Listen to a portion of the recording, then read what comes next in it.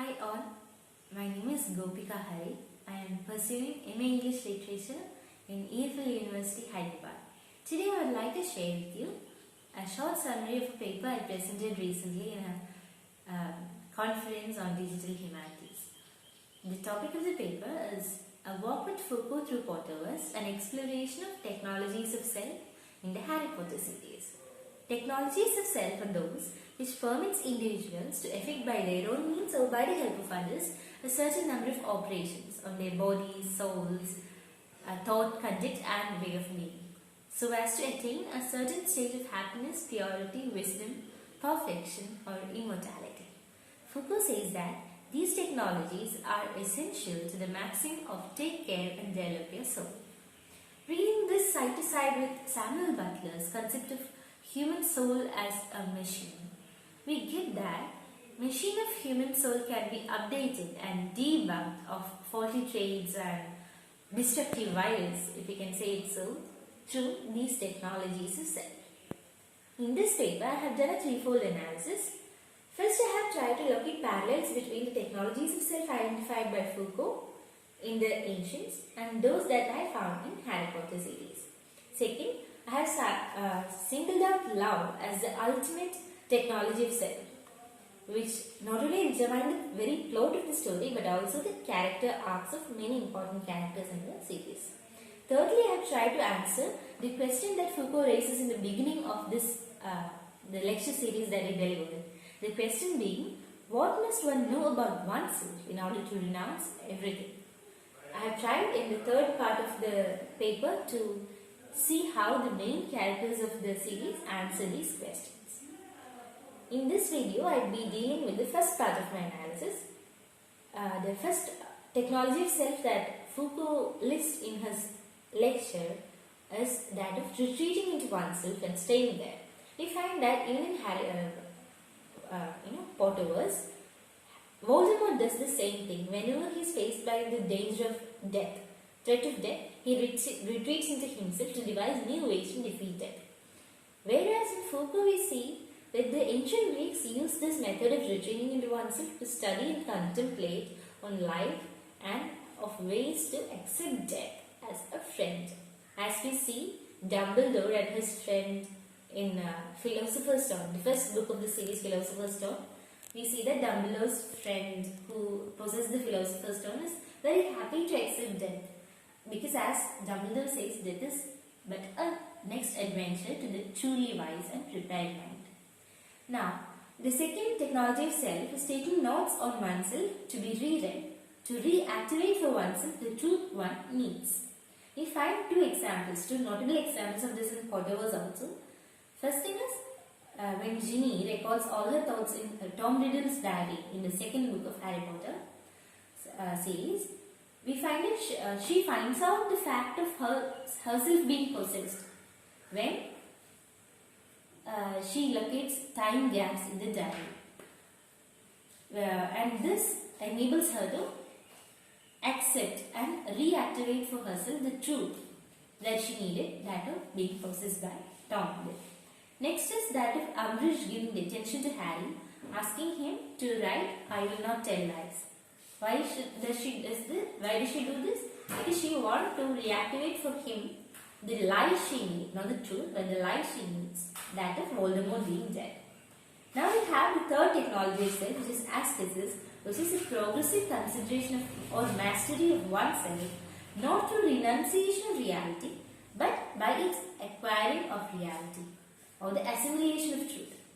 Best known of these method of ascesis, as practiced by ancient Greeks, is pre-Mediterranean malory, whereby one has to imagine the worst certainty as actually happening. One has to imagine one's worst nightmare as a certainty and actually happening before one's eyes.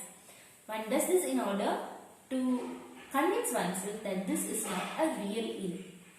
We find an example of this practice in Harry Potter also, when Professor Lupin teaches the third year students the charm of ridiculous, whereby the shape-shifting bogarts who shift to our worst fears are changed into ridiculous, hilarious things, changing what makes one afraid to change it to a stuff we can laugh about.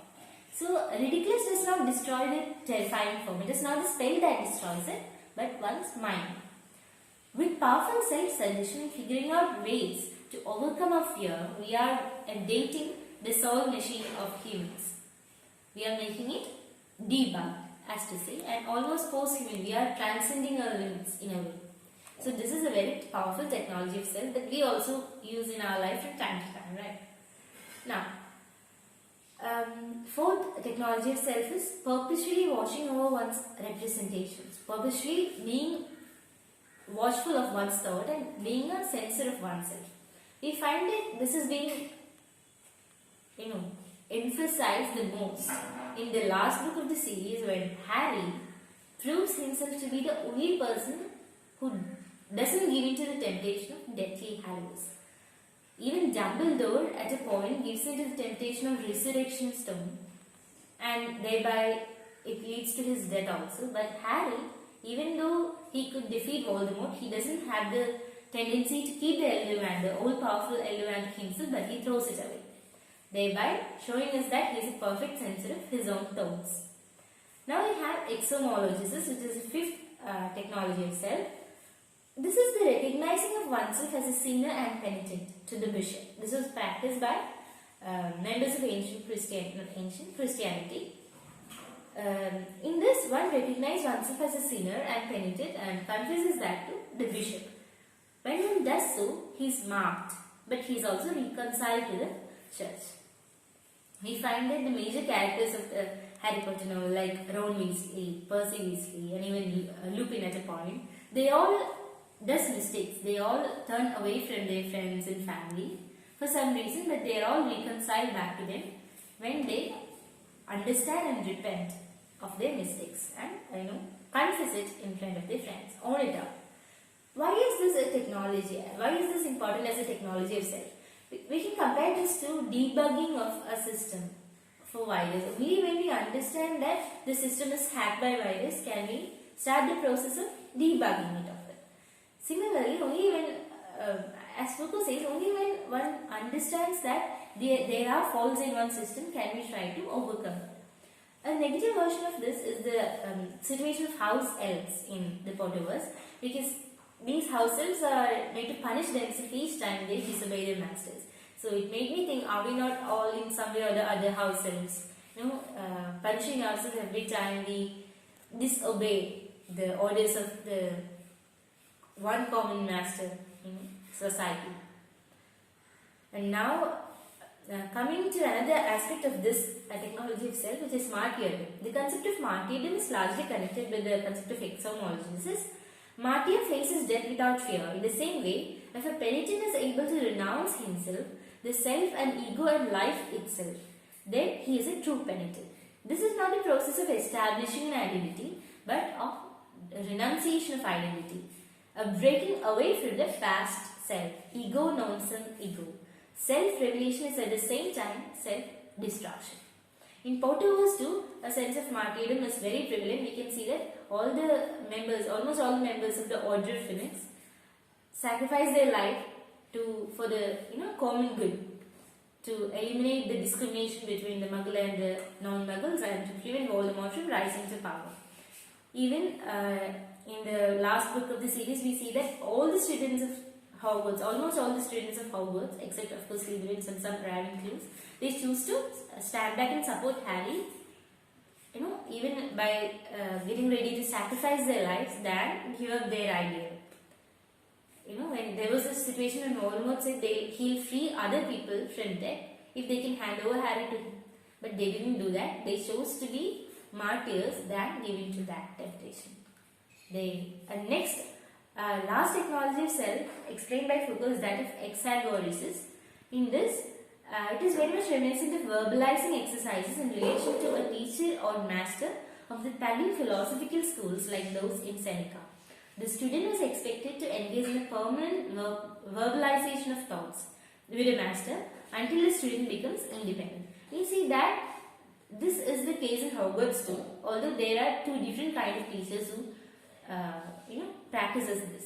There is the one of the best teachers Hogwarts has ever seen, of course, Dumbledore, who, although the students engage in a permanent vocalization of their thoughts with him, not because he stresses on it, because if students feel that they can trust him. We also see that Dumbledore is bent on making them independent. Harry says that Dumbledore always wanted them to fight their own battles. Even though Dumbledore will come to their aid, they were always expected to fight their own battles, thereby making them independent. But we see that in case of professors like Snape or Umbridge, students are not expected to even talk in the class. Umbridge very clearly states there will be no need to talk. Okay. Also, the level of independence is very limited. Snape, we see in the occlumency lessons that he meets out to Harry, we see that Harry is not, even when Harry tries to improvise on the skills, that was also not permitted by Snape. He does not permit the use of a shield charm to prevent the legislacy techniques that Snape uses on Harry. In case of Umbridge, this is even more, bizarre and even more suppressive. She does not allow the students to learn defense against dark paths, which is very, crucial in the magical world in which Voldemort has returned to. She wants the students to learn only the theory part of defense against dark paths, thereby making them dependent on ministry for survival. So this is the last of the techniques and their parallels.